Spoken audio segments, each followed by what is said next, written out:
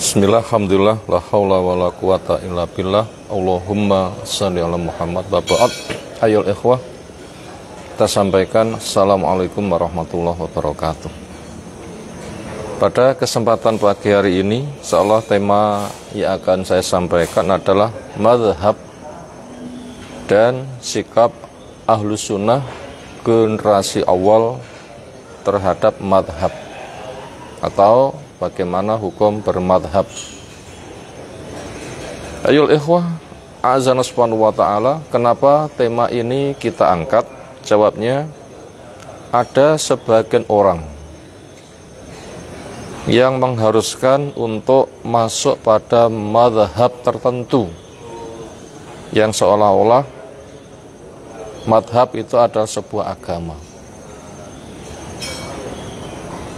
Kalau madhab yang dimaksud itu adalah Islam, jalan kehidupan,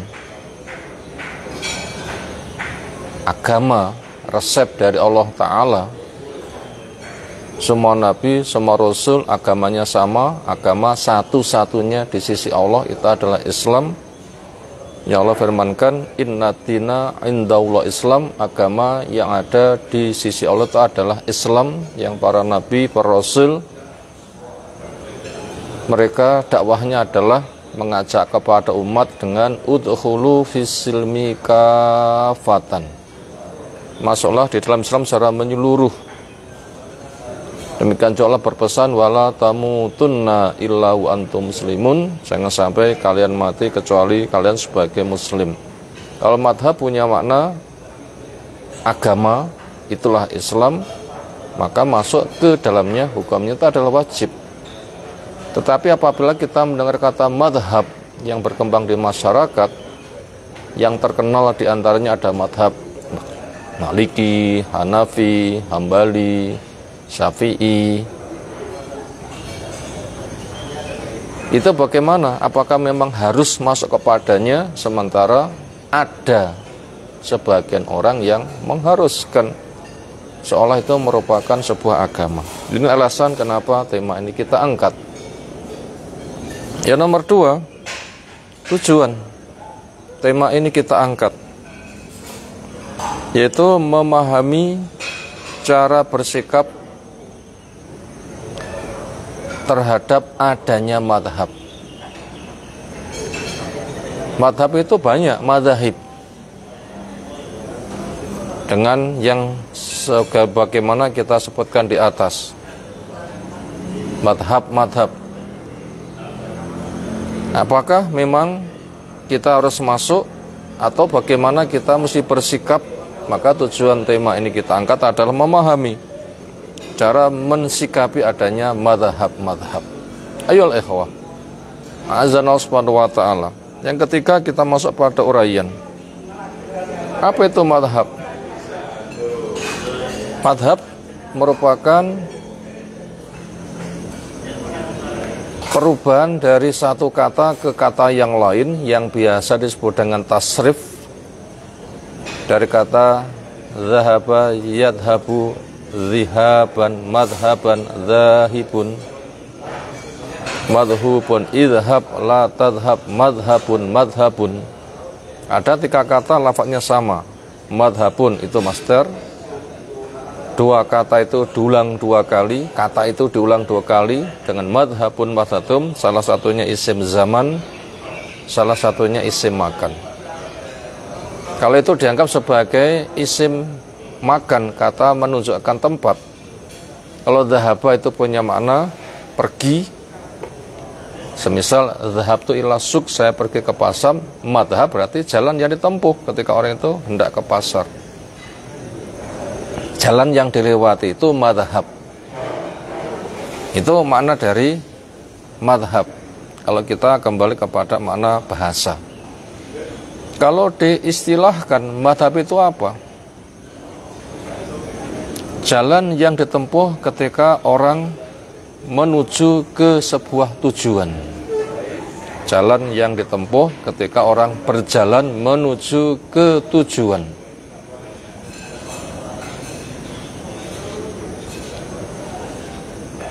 Kemudian madhab itu ada berapa? Ditinjau pada sisi status hukum ada dua, mazhab benar dan mazhab tidak benar. Jalan yang ditempuh benar, jalan yang ditempuh ada yang tidak benar. Jalan tauhid berarti jalan benar, jalan syirik berarti jalan salah. Jalan sunnah jalan benar, jalan bid'ah berarti jalan salah. Itu kalau ditinjau pada sisi status hukumnya. Ada yang benar, ada yang salah. Kemudian kalau madhab itu dikaitkan dengan tokoh, dikaitkan dengan tokoh. Madhabnya A, madhabnya B, madhab Maliki, madhab Syafi'i. Itu ada jaminan tidak benar salahnya? Jawabnya, karena mereka itu seorang imam, ahli ilmu, berpotensi mendalami, menguasai, semoga saja mereka banyak benarnya. Tetapi bagaimanapun juga manusia punya keterbatasan. Mungkin di tengah keterbatasannya ada yang menempuh sistem ijtihad. Ada masalah yang belum terselesaikan nama dan solusinya dengan dalil, akhirnya berijtihad. Hasil ijtihad, kerja keras menyimpulkan sebuah hukum. Nah, itu bisa benar, bisa salah. Itu bila pelakunya orang yang ahli ilmu, bukan orang yang asal-asalan. Apabila hasil kesimpulan menyimpulkan hukum itu benar, dapat 2 pahala. Tapi apabila salah, ya salah tetap salah, tetap tertolak, nggak bisa dipakai, walaupun orangnya yang salah itu dimaafkan. Jadi tadi tentang makna madhab adalah jalan yang ditempuh di masyarakat, banyak madhab bersama nilainya. Nomor 2, uraian nomor 2, hakikat orang yang jadi madhub. Hakikat orang atau kedudukan orang yang jadi madhub. Madhab itu dijadikan jalan yang ditempuh, yang diikuti.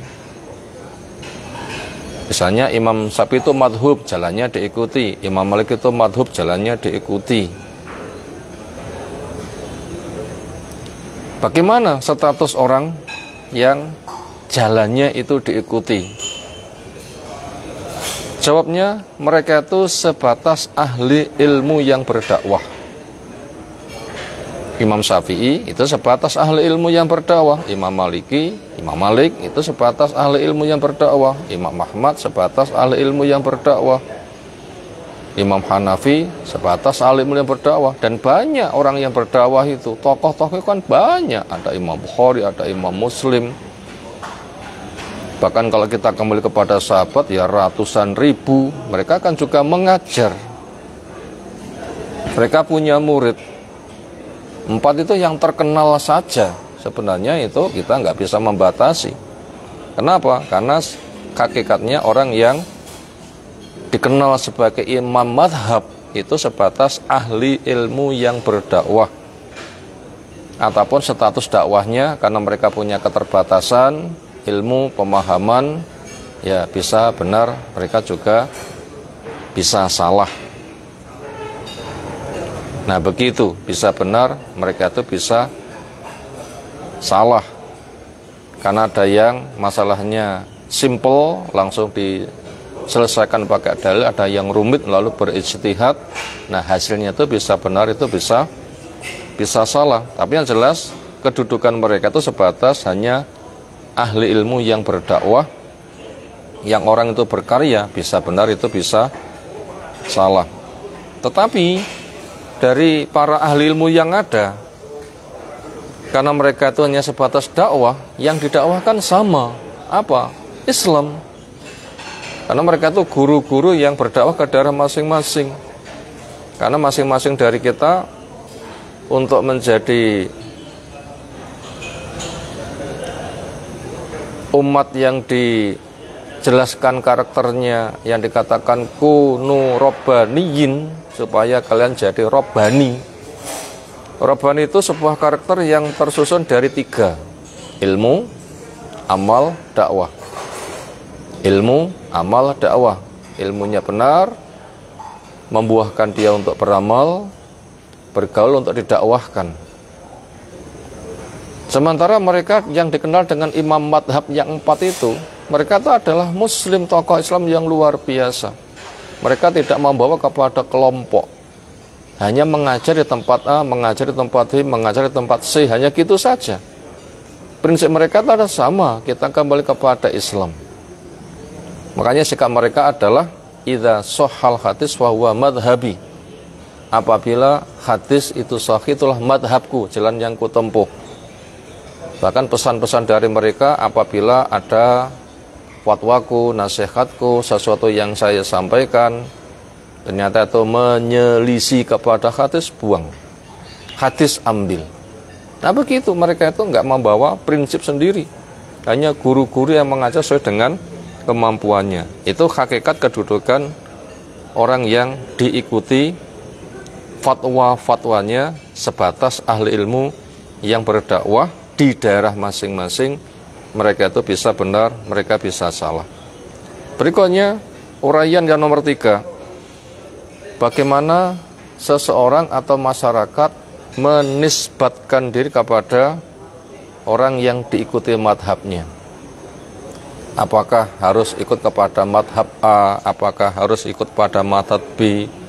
Andaikan orang itu menyatakan bermadhab, madhabku adalah madhab Maliki, madhabku adalah madhab Syafi'i, dan seterusnya. Bagaimana hukum menisbatkan, menggabungkan seperti itu?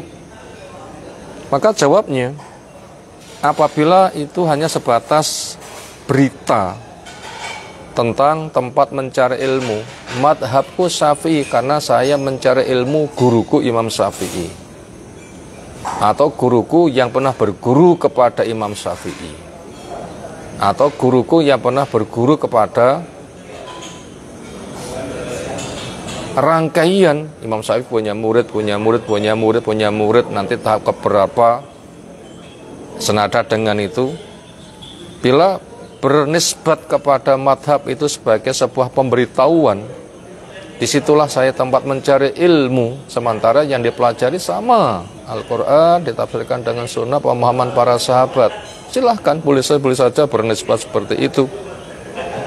Kemudian orang awam yang mereka sifatnya kemampuannya itu amat sangat terbatas, nggak bisa menyimpulkan sendiri, maka silahkan mereka mengikuti pemahaman gurunya yang dikenal sebagai Ahlus Sunnah, yang guru itu tidak pernah ngajak kepada apapun kecuali mengajak kepada Islam, dengan membacakan Al-Quran, ditafsirkan dengan sunnah yang sahih, dipahamkan kepada sebagaimana pemahaman sahabat.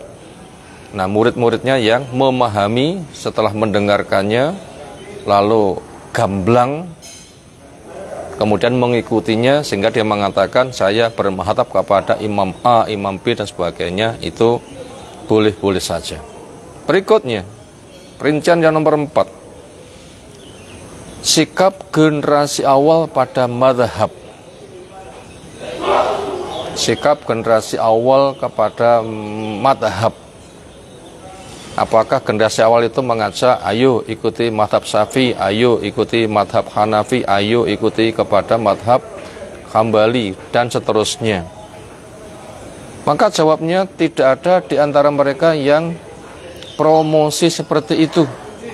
Ayo ikuti saya untuk bermadhab Syafi'i, ayo ikuti saya untuk bermadhab Hanafi, ayo ikuti saya untuk bermadhab Hambali, Hanafi, dan sebagainya. Gak ada. Yang ada adalah ayo ikuti dalil. Ayo ikuti dalil. Itu sikap generasi awal. Walaupun mereka jelas-jelas di tempat belajarnya itu adalah di tempat yang situ dulu Imam Syafi'i mengajarkan ilmunya, sehingga dikenal masyarakat bermadhab Syafi'i. Tapi mereka nggak ada yang promosi kepada masyarakat, ikuti ini, nggak boleh ikuti yang lain, nggak ada. Dan itu sifatnya terbuka. Sehingga ketika andai ada yang tanya, Ustadz, saya ketika di sini mempelajari ilmu yang diajarkan oleh Imam Syafi'i sehingga dikenal dengan bermadhab Syafi'i, yaitu guruku Imam Syafi'i. Bila saya pergi ke sebuah tempat, kepada siapa saya berguru? Oh, kalau di sana ada orang namanya Fulan, mungkin dikenal dengan area wilayah dakwahnya Imam Malik. Di sana ada Imam Maliki. Silahkan kamu ke sana bergabung, karena yang diajarkan di sana sama. Al-Quran ditafsirkan dengan sunnah, dengan pemahaman para sahabat. Nah, begitu sikap mereka. Nggak ada yang promosi mengajak kepada madhab tertentu. Bab itu sebatas gurunya mengajar namanya Syafi'i dengan madhab Syafi'i, yaitu pelajaran disampaikan oleh Imam Syafi'i. Nggak ada yang fanatik seperti itu. Sebagai bukti saja, semisal Al-Hafidh Abu Bakar Ahmad bin Ibrahim Al-Ismaili, dikenal dengan Asy-Syafi'i, rentang waktu hidupnya lahir tahun 277, meninggal 371. Ini dikenal seorang tokoh yang lingkupnya menjadi area dakwah Imam Syafi'i, sehingga masyarakat ketika berguru guru Imam Syafi'i, ya mereka mengatakan Syafi'iyah. Orang-orang yang belajar kepada gurunya Imam Syafi'i. Ternyata ketika beliau menulis sebuah buku, semisal kitab I'tiqad Ahli Sunnah, walaupun beliau itu seorang Syafi'iyah, seorang Syafi'i, itu nggak membuat sebuah buku judulnya kitab I'tiqad Ahli Syafi'i, enggak. Tapi kitab I'tiqad Ahli Sunnah. Karena Imam Syafi'i itu Ahli Sunnah, Imam Hambali itu Ahli Sunnah. Nggak ada yang mengajak promosi kepada kelompok. Yang mereka sampaikan kitab sunnah pemahaman sahabat, kitab sunnah pemahaman sahabat, kitab sunnah pemahaman sahabat. Makanya akidahnya itu akidah Ahlus Sunnah. Nah, luar biasa kan. Ayo ikhwah a'azana subhanahu wa ta'ala, itu sikap penting yang harus kita pahami. Maka daripada itu sikap kita menghadapi di masyarakat ada aneka ragam penyebutan madhab A, madhab B, madhab C, kita tidak dibikin repot saya ikut yang mana. Mana saja di situ kita berada, di sana ada kajian yang disampaikan Al-Quran, ditafsirkan dengan sunnah, pemahaman para sahabat, maka di situ silahkan gabung. Karena kenali kebenaran, kamu akan tahu siapa orang yang melakukan kebenaran. Ketika ilmunya sama, ketemu dengan orang yang melakukan yang sama, akhirnya sejalan, semanhaj, semadhab, dan sebagainya. Ini merupakan satu hal yang harus kita wujudkan. Jangan sampai orang gagal paham sehingga di petak-petak yang akan menyebabkan terjadi kerusakan. Demikian yang kita sampaikan kesempatan kali ini, semoga bermanfaat. Belum suwab, alhamdulillah rabbil alamin. Assalamualaikum warahmatullahi wabarakatuh.